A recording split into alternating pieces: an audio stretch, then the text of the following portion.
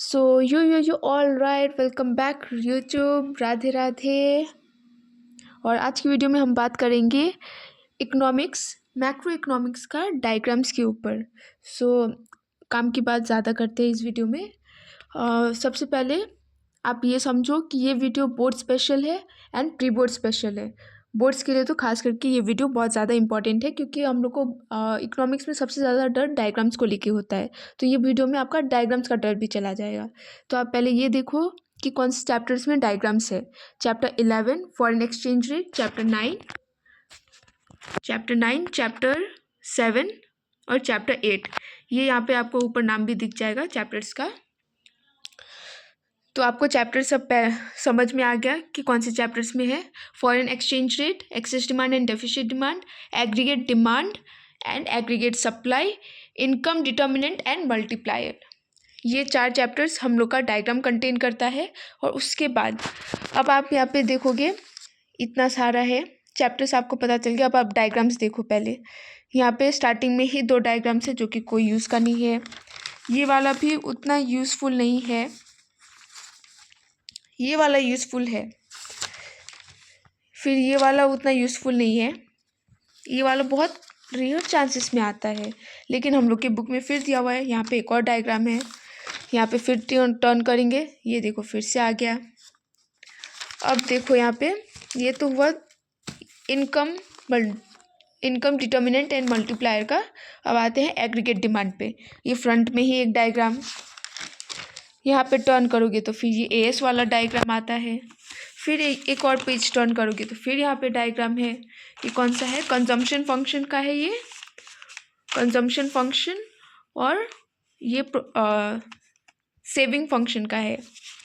फिर यहाँ पे नहीं है, यहाँ पे फिर आ गया एपीसी, एमपीसी, एपीएस, एमपीएस, ये उसका डायग्राम्स है।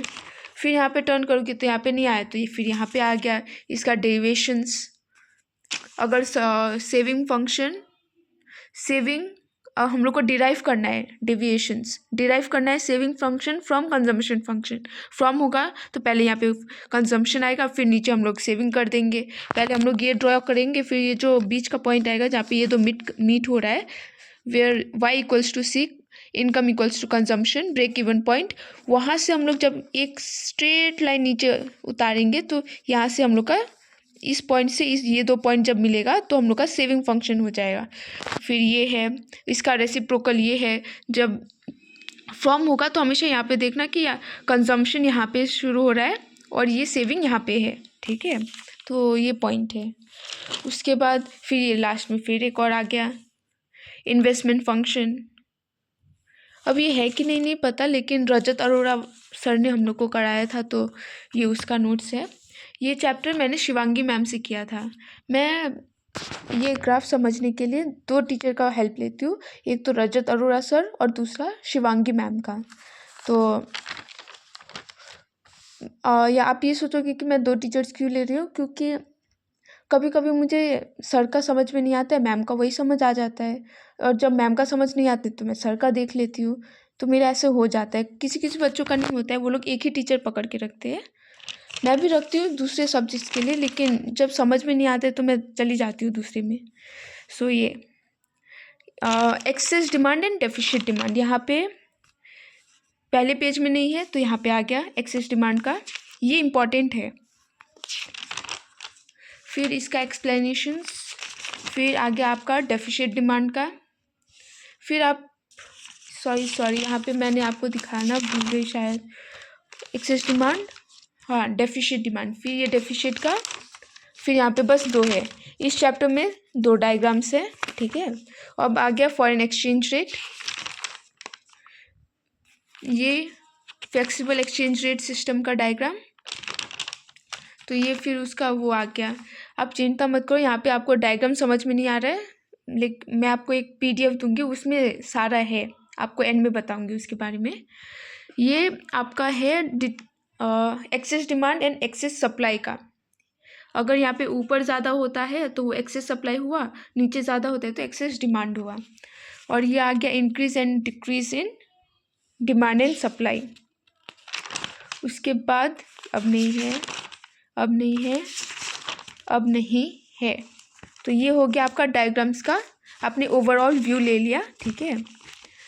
अब बस समझो इसको, अब मैं आपको याद करने नहीं बोल रही हूँ अभी, आप बस आपने समझ लिया, बस दैट्स इनफ। अब मैं आपको ये पूरे जितना भी आपने अभी तक देखा, जितना भी अभी तक डायग्राम देखा, वो मैं एक PDF में इसका सॉल्यूशन दे दूँगी। जितना भी डायग्राम आपको दिखेगा इन्हीं चैप्टर्स के बीच में होगा। ये 4 चैप्टर्स के बीच में ही सारा डायग्राम्स ऐसे घूमते रहता है, ठीक है। तो आप ज़्यादा टेंशन मत लो, आप वो डायग्राम देखो, मैं गारंटी देती हूँ कि वहीं से आता है। मैं खुद वहीं से करके गई थी, वहीं से आता है और वहीं से आएगा। बोर्ड्स में भी, प्री बोर्ड्स में भी, हर जगह से वहीं से आएगा। अगर इधर उधर मतलब अब आपको डायग्राम भी दे दिया ना, तो आपको ये याद रखना पड़ेगा कि आपको खुद समझना पड़ेगा। एग्ज़ाम में आपको खुद ऐसा हाथ पकड़ के ऐसे ड्रॉ करने के लिए तो नहीं देगा ना। अब आई होप आपको समझ आ रहा है मैं क्या बोल रही हूँ। आपको वो डायग्राम समझना पड़ेगा, जब तक आप समझोगे नहीं उसी के आसपास से, फॉर एग्ज़ाम्पल ये वाला है, ये वाला डायग्राम है, तो यहाँ से एक और ऐसे निकाल देगा, या फिर ऊपर से निकाल देगा, या फिर कुछ भी ऐसा कर देगा जो आपको थोड़ा कंफ्यूजिंग लगे, आपको कंफ्यूज करने के लिए वो दे देता है। अगर नहीं भी देता है तो उसके पीछे भी रीज़न होगा कुछ, इसलिए आपको डायग्राम, आपने जो भी वो PDF में है, पहले वो आप डायग्राम को समझो, उसके बाद आपको वो क्वेश्चन करने में ईजी होगा। मैं तो बस आपको कंक्लूजन दे रही हूँ, डायग्राम कितना है और कैसा है, उससे आपका बस हेल्प होगा। 100% हेल्प होने के लिए आपको खुद मेहनत करना पड़ेगा, ठीक है। सो मैं आपको PDF बायो में दे दूँगी, आप मेरे बायो में जाना, ठीक है। ये चैनल का मेरा बायो पे जाना, वहाँ पे आप देखना कि जहाँ पे सोशल मीडिया वाला सेक्शन है, वहाँ पे मैंने एक लिंक डाल के रखा है, वहाँ से आपको मिल जाएगा। तो okay, till then take care, अच्छे से पढ़ना। All the best for your boards, pre boards, जो भी है। Okay, till then take care, good bye, Radhe Radhe.